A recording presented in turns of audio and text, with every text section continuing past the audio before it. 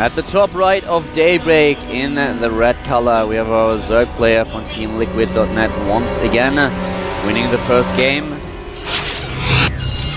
Liquid Zenio.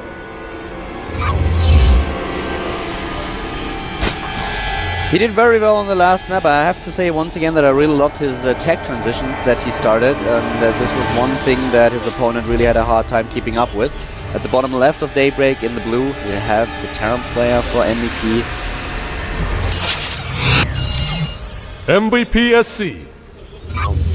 So really nice first game, beautiful TVZ with Zenio coming out the victor. This game is a little bit different as Daybreak is a map where we usually see late game stages as well.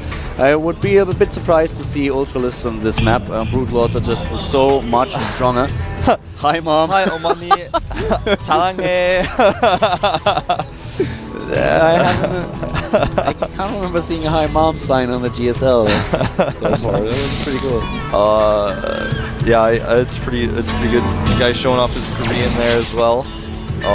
I wanted to say, speaking of Daybreak, we'll hold that thought. We're gonna have a little drone action here. Speaking of Daybreak, I want everyone to go to battle.net. There's currently a poll for removing, replacing 2 ladder maps for Season 7 with GSL maps. There's a lot of maps listed there, and Daybreak is one of them. Go and vote for your favorite. Obviously, I have my personal opinions. Caldor does as well on which maps to choose. I have a personal opinion on which map not to choose. Do me Yeah. a favor and don't choose Calm Before the Storm. Don't choose that one. I concur. Also, I would avoid Dual Sight and Crevasse. Crevasse is also a little bit. Don't choose it. Just don't do The that word one. you're looking for is horrible. You know, Belshear I think is okay. If you want Belshear, that's fine. If you want Metropolis, that's okay. Yeah.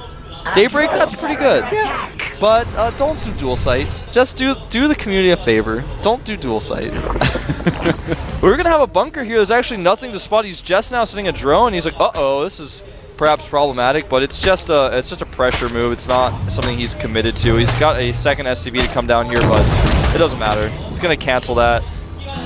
And I like what he's doing right now. Sending, that's the one thing that I always say, try to overreact a little bit when you see a bunker going down. So many Zerg players for some reason die to bunker rushes because they just underestimate the bunker, they underestimate the Marines. They only send out like 2 or 3 drones and then suddenly the bunker is ready. There are 2 Marines heading into the bunker and well, that's it, the expansion is gone. So I rather see them overcommit to the drones that they pull than just lose to some kind of early on aggression because they're not prepared for it. Yeah, that's very true.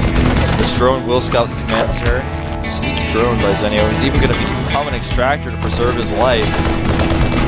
But once again, talking a little bit about the late game compositions on this map, Ultralists are a unit that I would not really recommend just because Brute Lords are so much better off controlling the center of the map, especially if it goes into a very, very long macro game. You usually see that the players split the map in half, and then the map revolves around the 2 bases in the middle, at the top and at the bottom. And if you have Brute Lords, you can just control both bases very well. You can put a lot of pressure onto them. So I think Brute Lords with Infestors are a very good choice. Brute Lords can hover above the different holes on this map. There's 2 holes in the center, and also there's a hole on both sides of the map near the 3rd base of the natural, and you can kind of fly over that little terrarium. You can kind of attack from 2 different sides and even retreat. The Marines can't really attack. You know, you have to be careful of Vikings, of course, but Ultralists have to walk all the way around those big gaps when they want to attack either way, so you cannot be really aggressive with those Ultras. An SCV will scout that there's no 3rd base just yet, and in fact there's a spine up. He will die though, unfortunately for that SCV. Oh! Huh! Okay, I guess not. It's his birthday. SCV is one of the luckiest he today. Yeah, I guess so, man. Once again, the Roach War, trying to prepare against the alien pressure. Yep, and the first 2 Hellions have started, and a second factory with a reactor being built next to it. I think we're going to see a 2-factory reactor Hellion all in out of that sea map. If he's really going for the double reactor factory Hellions, then this is the best thing that can happen to Zenio right now. He's already got the Roach Warren. Exactly. If you see your opponent go for 10 or 12, 13 Hellions and you already have Roaches, you are like, yep, bring it, son. going to do? He's even making 6 here. He really wants to commit to the roaches. And, you know, last game he even got roach speed. He was very active with his roaches. He got that first group of roaches. He never did a big attack with them, but he had that option if he wanted to. He's going to attack now. He has a ton of roaches. 34 drones, 60 again. Exactly the amount on 2 bases that you want if you are sustaining an attack. And here we go again with the Baneling nest. Though this time it looks like he's committing to the attack that he's planned.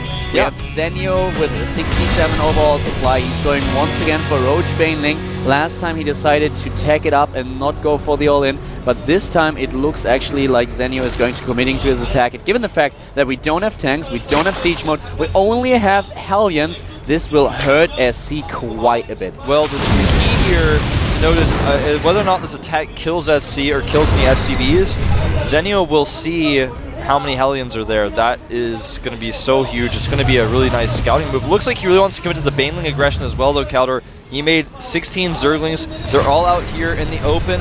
He's got control of the towers, or at least the tower close to his Zerglings, so he's going to be able to make these Banelings in secret. And SC may very well just die to this aggression. He only has 1 bunker. He's got SCVs pulled to repair. He's got a lot of Hellions. He's going to have to micro his heart off, and I don't even know if that's going to be enough. I have no idea how he's going to hold this. This is brutal. This is exactly the army composition that counters his army perfectly. There are no tanks. He's trying to go for Marauders, but I don't think it's going to work well. Here we go, and the bunker is gone immediately. He didn't even need the Banelings just yet. He's going in with his roaches, and look at the Hellions. The Hellions are clustered up where the Banelings, most of the Banelings already down to the focus fire of the Hellions, but at the same time, those roaches do a ton of damage, take down Hellion after Hellion. This is brutal. This is a slaughter. Yeah, the roaches being taken out slowly here, but the Zerglings following in after the Hellions are gone. And I think Zenio is going to 2-0 SC here. Wow, this is such a brutal attack, and this time SC is not ready for it. No tanks, only 1 Marauder, and he just can't hold on. He lost way too many SCVs already, 26 in total. He lost 26 Harvesters, and there are still reinforcements for Zenio. He's killing all these supply depots as well. This is just brutal. This is the perfect build order from Zenio to counter SC strategy. Yeah, I mean, right now SC is on the ropes. He's pulled SCVs to repair a bunker that isn't even done yet at the top of his ramp. Zenio is going to take a 3rd base here. He's making a few more Banelings, but I don't even think he's going to try to bust up here because he doesn't have to. It's not going to be very easy for him. I think he's just going to set up a concave at the bottom of the ramp, contain his opponent, hang out until he has enough Banelings to win no matter what. I think he's actually trying to bust up, given the fact that he's just killing more Zerglings, more Banelings. I guess so. Brute force. This is brute force. He is going in with everything he has, and he might just have the numbers to pull it off. He might. The bunker being repaired here, and yeah, the bunker goes down. It looks like he does have enough, Caldor, to just win right now. He doesn't want to play a longer game. The Baneling's not really getting any good hits off, but I don't think it'll matter. Too many SCVs falling. The Zergling's streaming in now, and SC is done for Caldor. He's going to be going to the up and downs. This is it, losing way too many SCVs once again. In total, he lost 48, 50 workers. Zenio, 61 supply against 20. Zenio's on 3 bases. He could follow it up with a macro game, but why do so if you can't just produce Zerglings and Roaches and run them towards your opponent's? Nice micro here by SC, and Zenio back at home, of course, is still rallying units across. He's going to get trapped, though. Nice targeting on the Banelings. He's keeping his Hellions alive right now, but the worker count still stands at 32 against 5. And even though mules are good, I heard that they are not that good. Not that good, that's for sure. No, now he's droning up. He's going for 11 drones, builds a bunch of evolution chambers as well. But the situation as it is, SC just had the wrong unit composition. He played really well. He tried to defend against it. He killed a lot of Zerglings. And you said it, the Banelings were never able to really connect with the army or with the SCV, so he did a good job. But at the same time, Zenio just had these roaches and the Zerglings streaming in, and there was nothing in the army composition of SC that could just deal with the roaches. I don't even think Automaton 2000 could have controlled SC's army for a victory there. No, I don't think so. It was just too much. Now, 3 SCVs at a time being made for SC here. He does have 3 Commanders and 3 mules. That's about 4 SCVs per mule, so the opponent like 12 extra, but that's still not even a third of the harvesters of his opponent, really. And Zenio is at 73 supply to 31. He's getting upgrades now. trying to control the watchtowers, but SC is being he's doing a great job being active on the map. It's not going to be enough. The macro hatchery going up as well. How can SC really maintain a foothold in this game? He can't even safely secure his natural. How can he expect to take control of the center, pressure his opponent at all? I mean, look at this. He's going to lose all of his Hellions. He's getting the factory now, and he already has a factory. He's getting tanks now. He's getting the siege mode now. He will establish a second base, but at this point, it's basically just refusing to die because you know it is your last chance to go into Code S, so you want to play it out as long as possible. But just having a look at what SC has, what Zenio has right now. He has 3 bases, he has 60 drones, and he can take a 4th whenever he pleases to. He's going for the tech, he's taking to lair, he has a macro hatch, he's on 1-1 upgrades.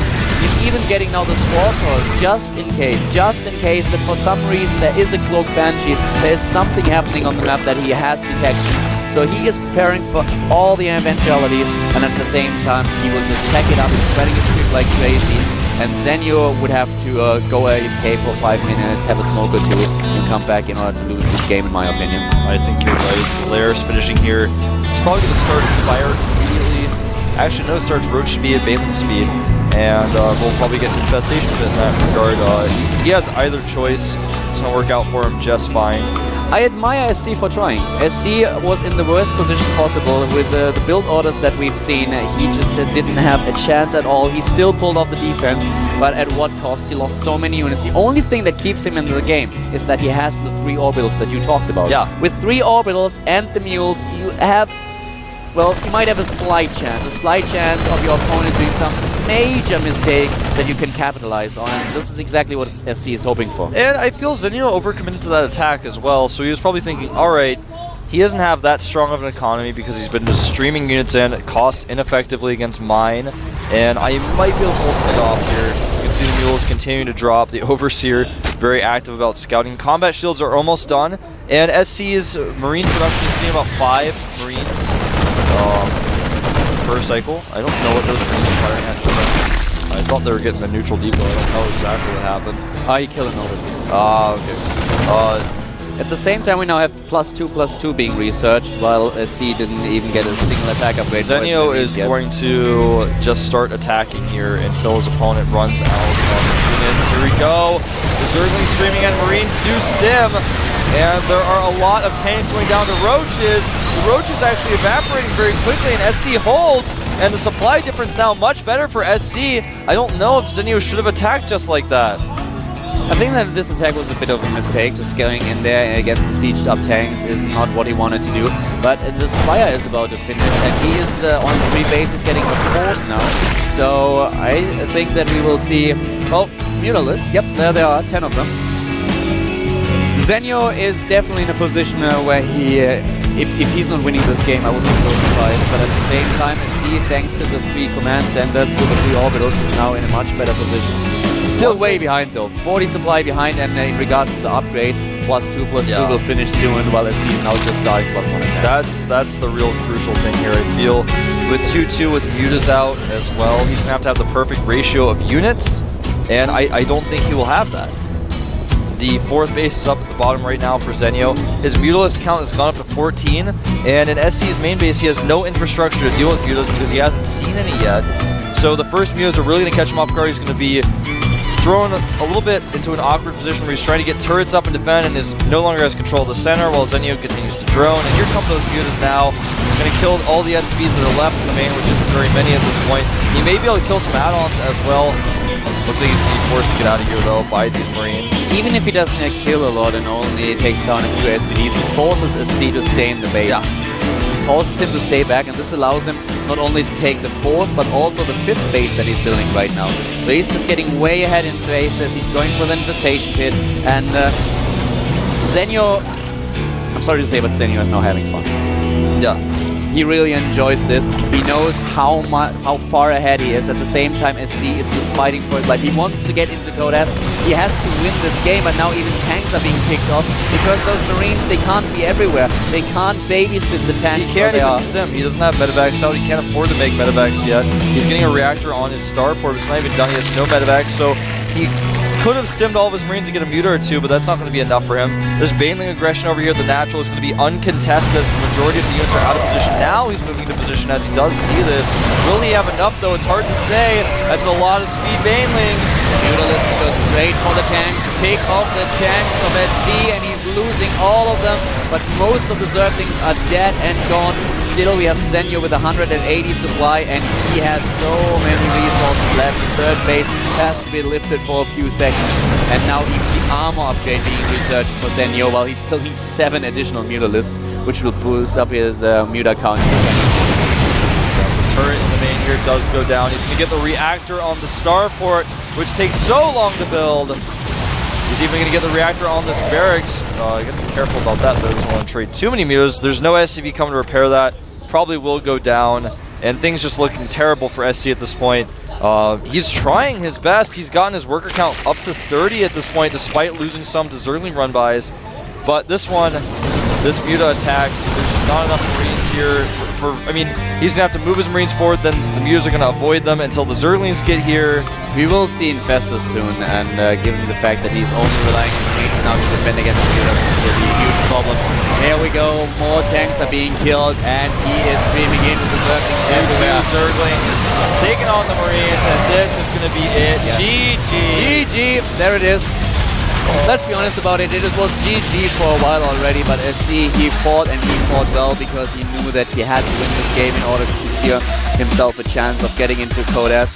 And well, if Zenio would have made some really major mistakes, he might have been able to get back into this game, but Zenio played it quite well. One botched attack where he lost a lot of units to the siege tanks of his opponent at the natural, but that's all there was to it. Yeah, he had such a lead that even with that failed attack, he was totally fine, and that's it. SC's going to up and down. Zenio regains his spot in a Codas group, so look forward to him next season. Yeah, congratulations to Zenio. That was very, very well played, and this attack obviously also a little bit favored by the fact that SC had the completely wrong unit composition to pull it off. Yeah. I feel that Zenio, he played with his roaches in the first game as kind of a safety way. He kind of controlled the map with them a little bit. On the second game, he was like, I'm just going to attack. I'm just going to do this aggressive move. And it allowed him to scout the Hellions. And then he was like, oh, Hellions. And he made only roaches across the map and then followed up with Speedlings at the right times. And SC did not have an answer for it whatsoever. I mean, without Banelings able to bust down the bunker, then the Banelings were left. He never really got good Baneling hits off. Yeah. He could have controlled the attack better, but that just goes to show how wrong the composition was for SC against what he had. We've seen Roach Baneling a little bit more often on Daybreak, but usually it's just a map where both players go for this macro style. So as a Terran, you don't really expect your opponent to go for an all-in attack with Roach Banelings. It happens occasionally, but not all that often. So he took a little bit of a gamble, went for the double reactor factory Hellions that we talked about, which can be really, really strong on Daybreak as well. I remember Alive taking down Idra without a problem at all. Yeah, it really works. It works a lot of the time. It's good, but not if your opponent already has the Roaches and is choosing exactly this attack to take you on. You don't have a tank, you don't have too many Marauders. It was basically a build order loss for SC, and basically. I mean, he couldn't have known that's what his opponent was going to do, but that is what happened. And I think we are going to have Marine King against Killer now, if I'm not mistaken, which is going to be a great game. We're going to take a quick break before that, so be excited, get ready, and tell your friends. Yeah, let us know who you think is going to come out ahead. At Proxyball for Twitter or write to @Caldor. You can add @GOMTV as well, obviously. And we'll be back after a short break with Killer against Marine King.